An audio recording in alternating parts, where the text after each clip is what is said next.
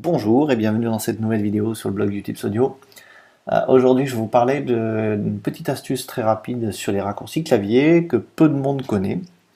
Donc voilà, les raccourcis clavier c'est simple, il y en a plein dans Logic, je ne vais pas tous les énumérer, mais vous voyez on peut ouvrir les boucles, on peut ouvrir la bibliothèque, on peut ouvrir, si je fais Alt P, les réglages du projet, je peux faire commande virgule pour être dans les préférences.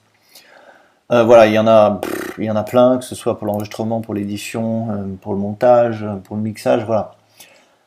Alors, tous les raccourcis sont là. Si vous allez dans le menu Logic Pro 10 ici, je vais dans raccourci clavier, modifier.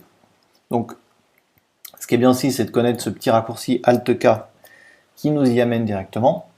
Et admettons que, voilà, j'ai tous mes raccourcis clavier. Donc, ce qu'il faut déjà, c'est sélectionner la langue de vos raccourcis, ça c'est très important, hein, suivant dans quelle langue est configuré votre Mac. Donc mettez-vous bien en français si vous parlez français, hein, si vous avez un clavier français. Et admettons que je veuille avoir tous les raccourcis qui concernent le zoom. Je tape tout simplement zoom ici dans la barre de recherche et la fenêtre m'indique tous les raccourcis pour le zoom. Donc voilà, les raccourcis de base par exemple, commande flèche de gauche, commande flèche de droite, pour zoomer, dézoomer, c'est les premiers raccourcis que je vous conseille d'apprendre. Vous voyez qu'il y en a pas mal des raccourcis, donc vous n'allez pas à chaque fois aller dans cette fenêtre, taper zoom et regarder les raccourcis si vous les avez oubliés.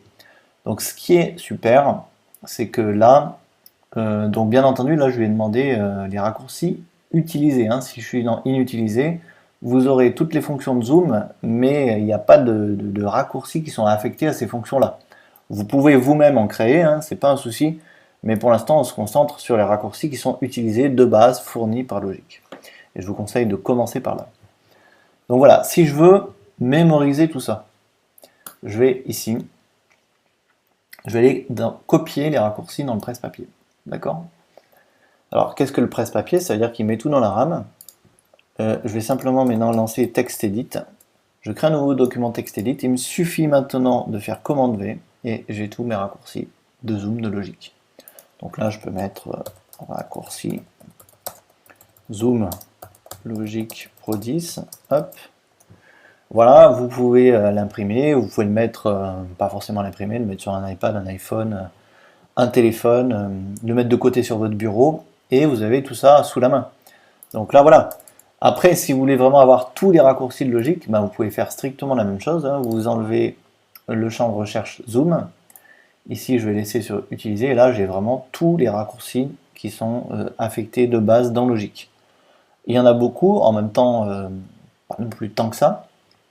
Donc il suffit de faire la même chose, option, copier dans le presse-papier, là je vais dans TextEdit, donc je vais supprimer ce que j'ai fait, commande V, et hop, et là j'ai carrément tous les raccourcis de Logic sous la main dans un document, donc c'est très pratique.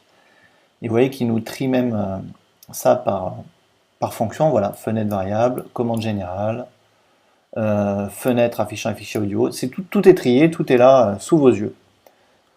Voilà, c'est pas merveilleux. Merci d'avoir suivi cette vidéo, à très bientôt pour de nouvelles aventures sur le blog Utips Audio.